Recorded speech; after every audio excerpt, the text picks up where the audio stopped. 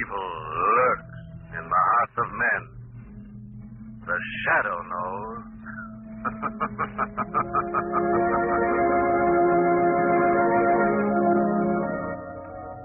Once again, your neighborhood blue coal dealer brings you the thrilling adventures of The Shadow, the hard and relentless fight of one man against the forces of evil. These dramatizations are designed to demonstrate forcibly to old and young alike that crime does not pay.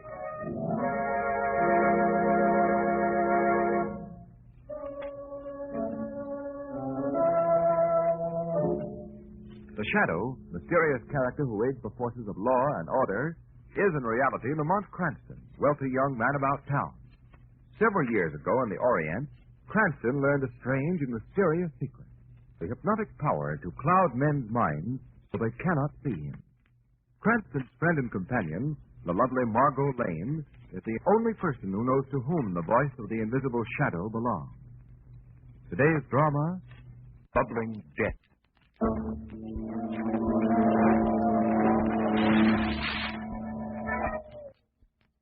George, wake up quick. What's the matter? Somebody's in the garden. Oh, who'd be down there this time of night? Can't say it's hurry. The mistress coming up. Like your brother. Bob? You sure? Oh, look. It's Bob, all right. Bob? Bob! Helen, he's walking toward the cauldron. Oh, no, not him. Not him, too. He mustn't. Bob, come back. Come back! Come back!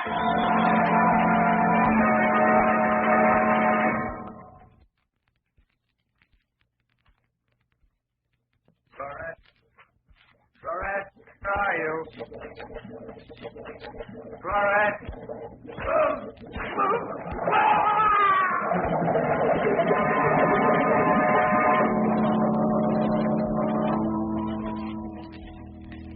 And that, Mr. Cranston, is the last we ever saw of my brother-in-law.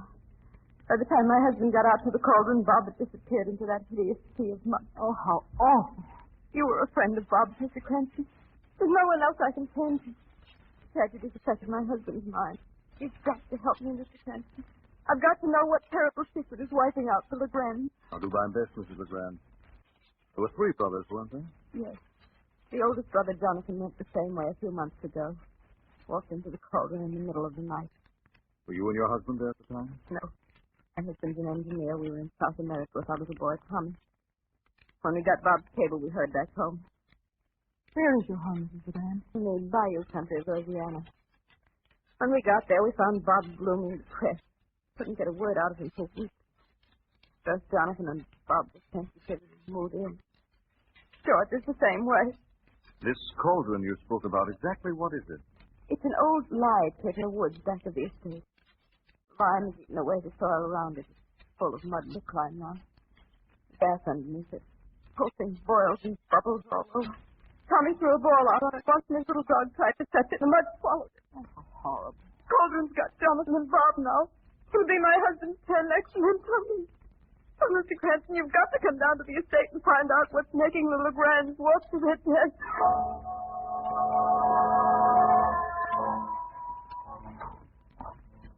Well, there it is, Margot. The Legrand ancestral estate. Dismal looking, isn't it? Frightening is the word.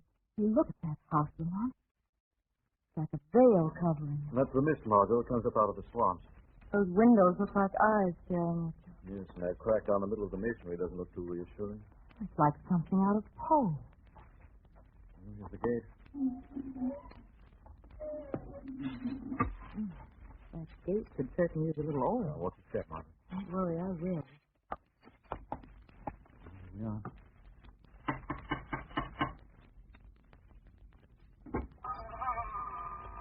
Yes? I'm Lamont Cranston. Miss Lane. Mrs. Legrand is expecting us. Yes, come in. My name is Keith. I'm the caretaker. Mrs. Legrand told me to show you to your rooms. I'll take your things. Thank you. Right this way to the living room. Even gloomier in here. Caretaker, Margot. I seem to remember. What, Lamont? No, nothing, Margot. Oh, Lamont, look. Hmm? Look at that painting over the fireplace. Why, she's lovely. Probably a family ancestor. Well, she is beautiful. I see you're admiring the picture. Yes. Who is she? That's Florette Legrand, the first owner of this house. You wouldn't think to look at her that she was a murderess. A murderer? You mean that beautiful girl actually killed somebody? Oh, I could tell you things about this family, but they're better left unsaid. On the contrary, Keith, we'd like very much to hear them. Well, Florette Legrand was a singer in the days when this state still belonged to France. Oh, she was wild, undisciplined. She lured half a dozen men to their deaths in this house. What happened to her? The law finally caught up with her. She died on the gallows. Oh, that's an amazing story. Her descendants have lived in this house over 200 years, and there's been violent death in these rooms in every generation. It's her curse on the house of Legrand that's taken poor Mr. Bob and Mr. Jonathan. Now, what do you mean by that? It's her evil spirit that's lured them to their death.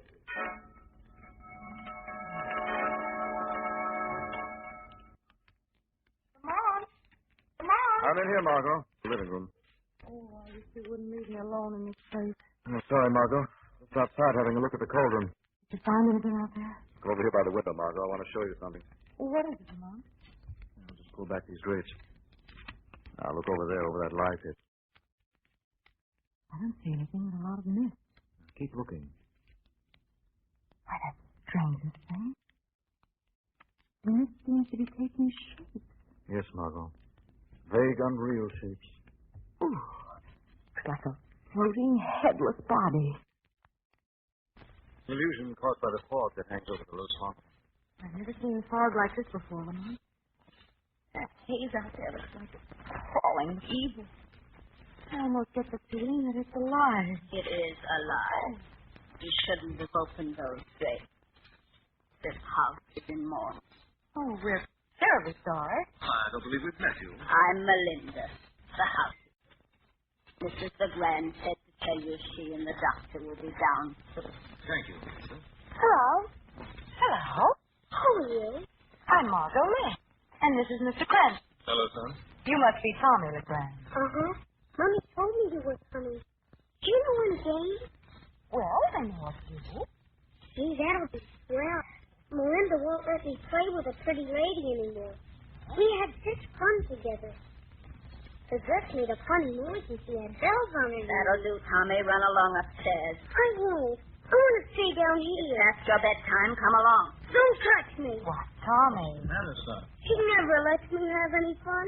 I hate her. I hate her. Tommy often go off into tantrums like that? Nothing a Legrand does would surprise me. Who is this pretty lady Tommy was talking about? Oh, you mustn't pay any attention to the child. Sometimes he talks about things that don't exist. Melinda, did Jonathan and Bob LeGrand ever talk about things that didn't exist? I'm not one to speak ill of the dead. If you'll excuse me, I'll get on with my work. She's a strange woman. Sorry to have kept you so long, Miss Hanson, Miss Lane. This is Dr. Hanley. He's been attending my husband. How do you do? How do you do? Doctor, do you mind if I ask you a few questions about George? That is, if you don't mind, Mrs. LeGrand. Of course not. Well, this ailment George is suffering from, mightn't it be just shock brought on by the loss of his two brothers? It's more than shock, Mr. Cranston. The man seems to be constantly listening to something. Looking toward the door as though he were expecting something to happen. That's what's so horrible. If only we knew what it was. If only we could get George to tell us. Well, I'm afraid it will be a long time before your husband will be able to tell us anything, Mrs. LeGrand. He's either seen or heard something that has left a terrific impression on him. Whatever it is, it's frozen him into a silence from which I can't move him. One more question, Doctor. This thing that's affecting him, would you say he was afraid of it? No. The strange part about it, Mr. Cranston, he doesn't show any symptoms of fear, only a terrific anxiety, as if he couldn't wait to see or hear this thing again.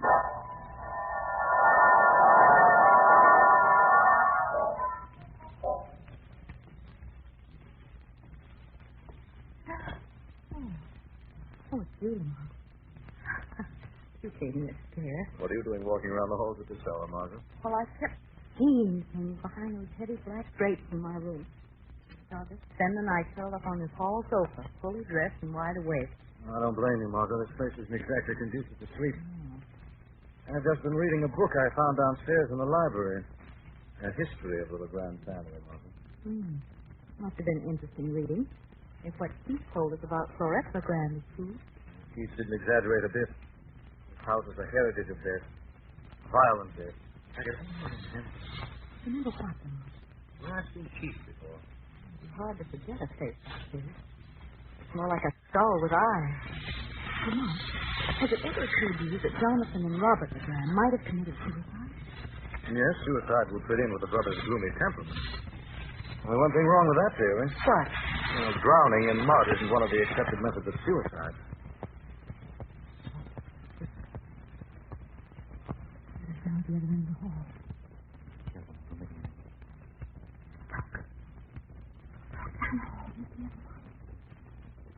Some kind of shape rising from the floor. In front of George LeGrand. Keith. Rolling away. I'm going to find out what that thing is. I'm coming with you. Careful down these steps, Margot. Here we are. Now, don't trip over anything. Use that light switch. Don't move, Margot. There's something in this room. Sorry, Margot. Wait till I strike a match. Now, here's the light switch. Looks like we're alone. Oh, my. Oh, it was awful. Things on my face. I felt like cobwebs. We heard a noise and came down to investigate. Oh, you heard it too, eh? A swishing sound like the rustling of a woman's skirt and the tinkle of a charm bracelet? Yes, those were the sounds, Lamont. You say you've heard those sounds before? Oh, yes, it's her. It's Florette LeGrand. What makes you so certain? He walks these halls at night seeking revenge. Revenge? For what? It was her own brother, the Duke Henri LeGrand, who convicted her. She won't stay dead till she's taken the last of the LeGrands with her. It's a curse. Yes, it's a curse. Do you believe in ghosts, Lamont? I don't know, Martha. But, Lamont. What are you doing? What kind of material would make a swishing sound like the one we heard? What? Taffeta, I guess. Take a good look at that painting, Margot. That one of Florette LeGrand. It's an excellent job. You can even see the grain of the cloth in her gown. Oh, Lord. It's taffeta. Black taffeta. Yes, Margot. And that ornament on her wrist is a charm bracelet.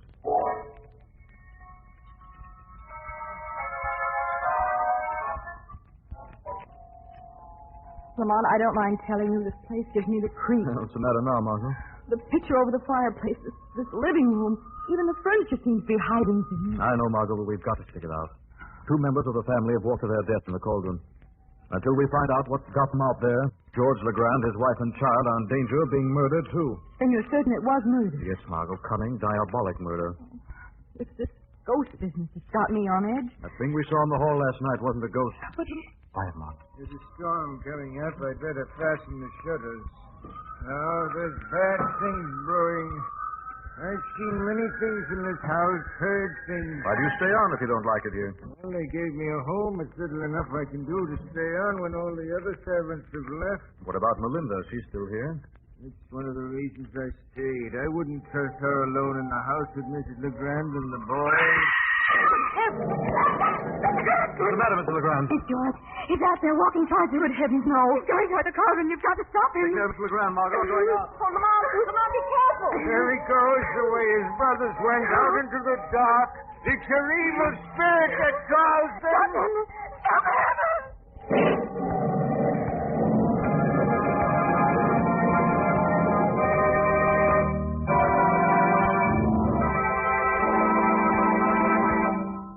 Back the shadow.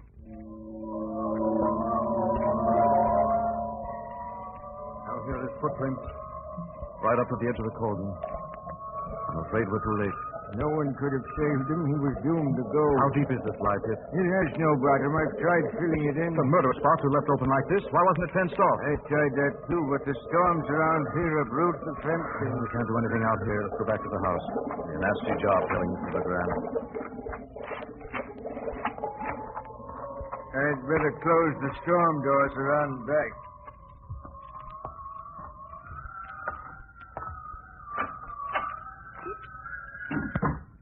Well, Lamont.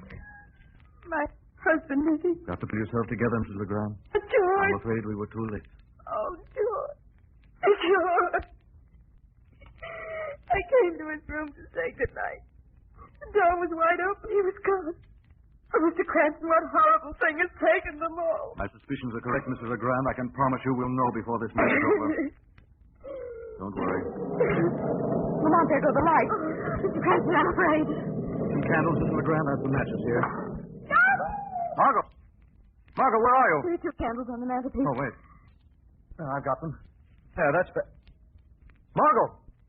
Margot's disappeared.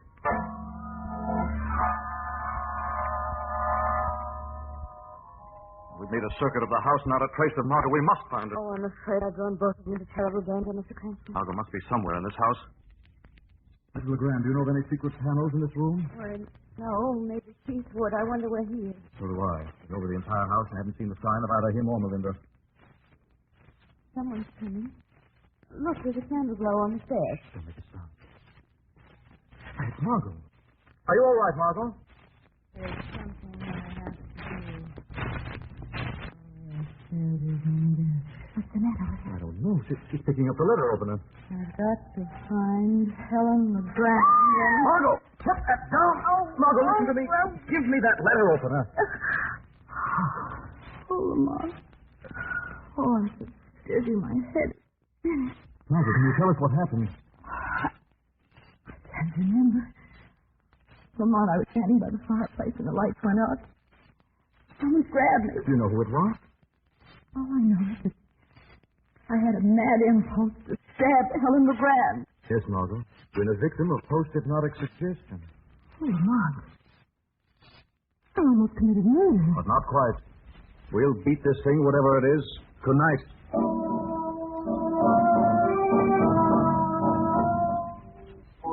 Somebody in this house is bent on wholesale murder, Margot, and there's no ghost. What do you mean? I didn't want to tell you until Mrs. LeGrand went up to her room. When Keith and I went out to the cauldron, I noticed another pair of footprints beside George's. Tiny footprints like those made by a woman's slipper. Helen, slipper? I don't understand. I found something else. Wasn't the storm that put out the lights. How do you know? While we were looking for you, I noticed the fuse box in the hall was ajar. One of the fuses had been removed. Lamont, do you think Keith could have... Keith, if I could only remember... Keith. Hypnotism. I've got it. I know where I've seen him before. Look, Margot, go on upstairs, stay in your room, and lock the door. Well, what are you going to do, I Lamont? think it's about time the Shadow took a hand in this game. I've got a hunch that old caretaker isn't the superstitious fool he seems.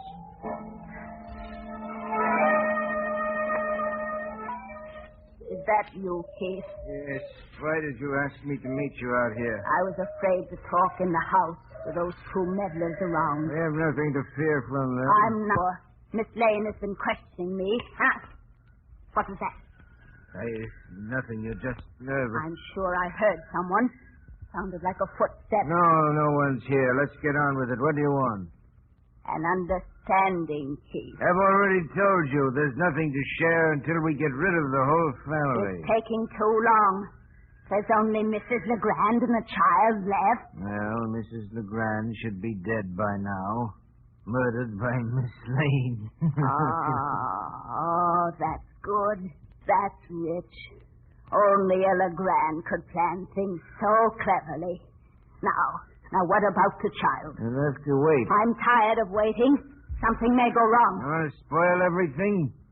Remember, Melinda, I've got a better claim on this estate than you, and if I wanted to be uncharitable, I needn't give you anything. You wouldn't dare. I'd go to the police. No, you wouldn't. You're what the law calls a partner in crime, Melinda. They'd find you just as guilty as I. Maybe you're thinking of getting rid of me, too. But remember, Keith, I'm not a LeGrand. Your ghost can't lure me into the cauldron.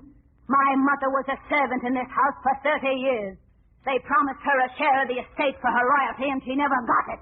But I want it, and I'll have it. Do you hear? I'll have this house or no one will. Wait. What? Who's there? Goodbye, Papa. Florette. What are you doing out here? Tommy. Poor little Tommy. I tiptoed into his room. Woke him ever so gently. He's the last of the Legrands, isn't he, Papa? Soon there'll be none left. Then I can have the house. You promised it would be mine again. Fool, what have you done? Only what you told me, Papa. I called to Tommy. He's coming out here. No, not tonight, you idiot. He must go. He's the last of them. He's coming to play a game with me. Go back to the house. That won't be necessary, Keith. Who spoke? It's the shadow. Where are you? Standing right in front of you. I can't see you. I've clouded your mind. What do you want here? I'm here to make you confess your crimes. You murdered the Legrand brothers. You can't prove they were murdered. There are no bodies. Yes, that was clever of you, Keith. Cauldron leaves little evidence. They were murdered, all right. Lured to that death by that mad woman over there. I'm Florette Legrand. This house is mine. All mine. Quiet, you fool. No use, Keith. The shadow knows the truth. Years ago, you toured the country with a carnival, giving exhibitions of hypnosis. Tonight, you kidnapped Miss Lane, gave her the post-hypnotic suggestion to murder Mrs. Legrand. Is that true? That mad girl is your daughter. You persuaded her that she's the notorious Florette Legrand, that she has the power to lead men to their graves. She's the one who lured the Legrand brothers to the cauldron. You have no proof? Oh, yes, I have. I overheard your little talk with Melinda. What? That footstep. That was you. Yes. You knew all the brothers were sensitive, moody. You kept feeding their morbid imaginations with your ghost story. And you let your mad daughter loose. She bore an amazing resemblance to Florette Legrand's picture. That and the mist down here did the rest. They'd have followed her anywhere. All right, yes, Shadow, it was my plan. I'm a Legrand, too. My brother cheated me out of this estate so that his son should inherit it. They didn't know that I was their uncle. And I knew things about this house that they never knew. Secret doors, a hidden room where I concealed my lovely mad daughter. And with her help, I got rid of my nephews. You committed your last crime, Heath. I'm going to turn you over to the police. You'll have to catch me first. I know every inch of this land, Shadow. It's treacherous land. You wouldn't dare follow me through these swamps. No, but I'm going to stop you. There, put your arms behind you. Papa, who's speaking? You won't get me so easily. Florette! Florette! Yes, Papa. He's got my arms. I'm going to force him back toward the cauldron. You push him in. Oh, I don't see anyone but you. Back of me, you fool. He's got my arms. There. I've got him at the edge of the cauldron. Now, push him in. Like this, Papa. Now, you fool. You're pushing me into the cauldron.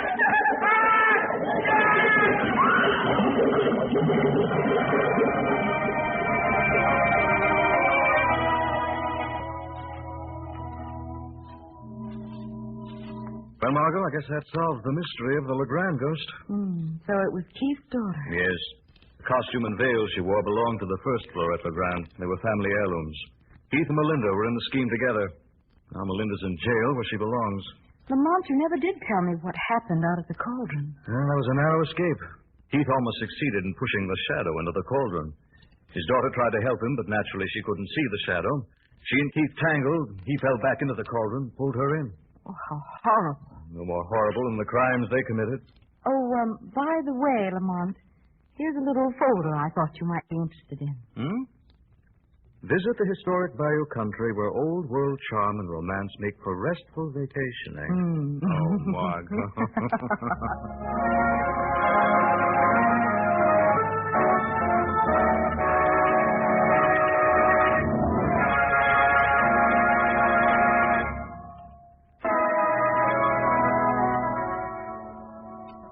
The Shadow program is based on a story copyrighted by Street and Smith Publications. The characters, names, places, and plot are fictitious. Any similarity to persons living or dead is purely coincidental. Again next week, the Shadow will demonstrate that the weed of crime bears bitter fruit. Crime does not pay. The Shadow knows. Next week, same time, same station, your friendly Blue Coal dealer brings you another strange and thrilling adventure in the Shadow's daring battle against the forces of evil. Be sure to listen. This is Ken Roberts saying, keep the home fires burning with Blue Coal. This story produced by the DM&W Coal Company, distributors of Blue Coal. This program came to you from New York. This is Mutual.